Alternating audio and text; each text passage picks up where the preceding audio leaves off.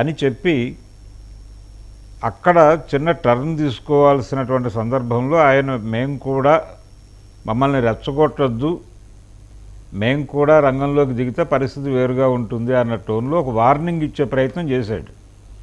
ఇప్పుడు వార్నింగులు ఇచ్చే కండిషన్ కాదు ఆయనది, అది మానేయాలి. రెండోది అంటే చిరంజీవి గారి సినిమాలో ఒక డైలాగ్ ఉంటుంది, లెంత్ ఎక్కువైందేమో.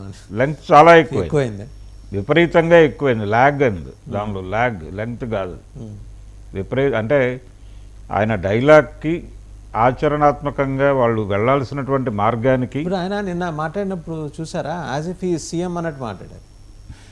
కాదు, దానిలో బ్లండర్ ఏంటంటే ఆయన ఈవీఎంలు మేనేజ్ చేసి గెలిచారు, అటువంటి ఈవీఎం మిషన్ని పగలగొడితే తప్పేమిటి అని అనటం చాలా బూమరాంగ్ అయింది విపరీతంగా. ఈ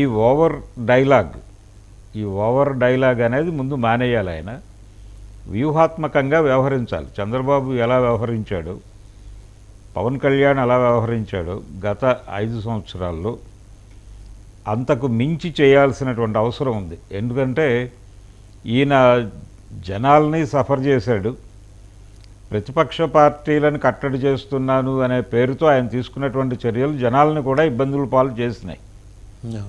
దానికి సంబంధించి ఆయన కన్ఫెస్ అవ్వాల్సినటువంటి అవసరం ఉంది. ఇప్పటికీ జనం దాని గురించి మాట్లాడుకుంటున్నారు ఇప్పటికీ. అందుకని వాటిని అడ్రస్ చేయకుండా ఆయన ఏదో గంభీరంగా అవతల వాళ్ళని క్రిటిసైజ్ చేసేస్తే పని అయిపోతుంది, నేనేదో యాక్టివ్ అపోజిషన్ అనేటువంటి మూడ్లో వెళ్తున్నాను, ఈ యాక్టివ్ అపోజిషన్ అనేది సక్సెస్ అవుతుంది అనేది రాంగ్ ఫార్ములా ఇప్పుడు ఉన్నటువంటి కండిషన్స్లో. ఇప్పుడు ఉండవలసింది ప్రో పీపుల్ అపోజిషన్ అనేది కావాలి. ప్రజలు మా కష్టం జగన్మోహన్ రెడ్డికి చెప్పుకోవాలి, చెప్పుకుంటే పని అవుతుంది అనేటువంటి అభిప్రాయం కలిగించే అంత వినమ్రత ప్రదర్శించాలి ఆయన ప్రదర్శించాలి అని మీరు అంటున్నారు. ప్రదర్శిస్తాడని కాసేపు అనుకుందాం, కానీ అసలు ఆ కనెక్టివిటీయే లేదు కదా సార్. అవును, కనెక్ట్ అవటం కోసం ఆయన వినమ్రుడై ఉండాలి కదా. కనెక్టివిటీయే లేనప్పుడు ఆయన ఎంత వినమ్రత ఉండేంటి ప్రయోజనం? ఇప్పుడు జనం మీకు same old strategist, same old ఆయన ఎన్ సర్కిల్ చేశారు చూసారు, ఎన్గల్ఫ్ చేసిన వాళ్ళందరూ అట్నే ఉన్నారు. వాళ్ళు ఏం మారు. సోషల్ మీడియాలో ఒక ఇది మీమ్ ఒకటి సర్క్యులేట్ అవుతోంది, అదేంటంటే Babu with central ministers, Jagan with jailmates అని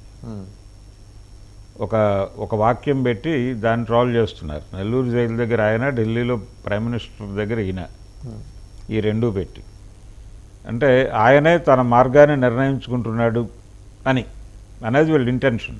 డెస్టినీ అట్లా తీసుకెళ్ళిపోతుంది ఆయన. లేదు, ఆయన వాంటెడ్గా అటు డ్రైవ్ అయిపోతున్నాడు. జైలుకు వెళ్ళటం అనేది బ్యాడ్ ఇండికేషన్ అని చెప్పి వైఎస్ఆర్సీపీ నాయకులు కూడా మాట్లాడుతున్నారు. రెండోది, జరిగిన తప్పుని జస్టిఫై చేసేటువంటి టైప్లో మాట్లాడటం, ఇది 2 సందర్భాల్లో ఆయనకి ఇబ్బంది కలిగించింది. అవినాష్ రెడ్డి గెలిచాడు, కానీ ఆ రోజున వేదిక మీద ఆయన మాట్లాడినటువంటి మాటలు, అంటే తను 2 ప్రెస్ కాన్ఫరెన్సుల్లో మాట్లాడాడు అవినాష్ రెడ్డి, ఏది వివేకానంద రెడ్డి గారి హత్యకు సంబంధించి. ఆ 2 ప్రెస్ మీటుల్లో ఆయన మాట్లాడిన మాటలు విని ఇతని వైపు నిలబడాలి అని నిర్ణయం తీసుకున్నాను నేను అన్నాడు ఆయన. అది చాలా వివాదాస్పదం అయింది ఆ రోజున. కాకపోతే ఆయన గెలిచాడే వేరే గొడవ. ఇప్పుడు కూడా దాదాపు అలాంటి దూకుడు ప్రకటన ఇది కూడా.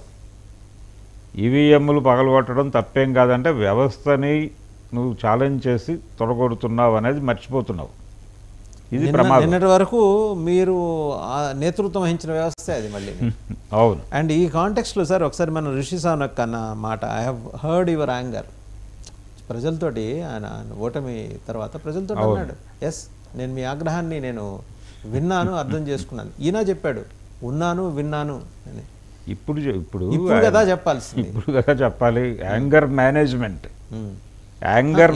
దానికి ఎంత పరిణితి కావాలి సార్. ఇప్పుడు రిషి సావనక్ అన్నాడు, I have heard your anger అని. ఖచ్చితంగా నేను మీ ఆగ్రహం, ఆయన ఓటమిని ఒప్పుకోవడంలో హుందాతనం. అలాగే ప్రెసిడెంట్ ప్యాలెస్ నుంచి ఆయన ఇంతకుముందు బారక్ ఒబామా ఆయన టర్మ్ అయిపోగానే చిన్న సూట్ కేసు తోటి తన 2 గదుల అపార్ట్మెంట్ 2 బెడ్రూమ్ అపార్ట్మెంట్కి మెట్రోలో వెళ్ళిపోయాడు ఆయన. అవును.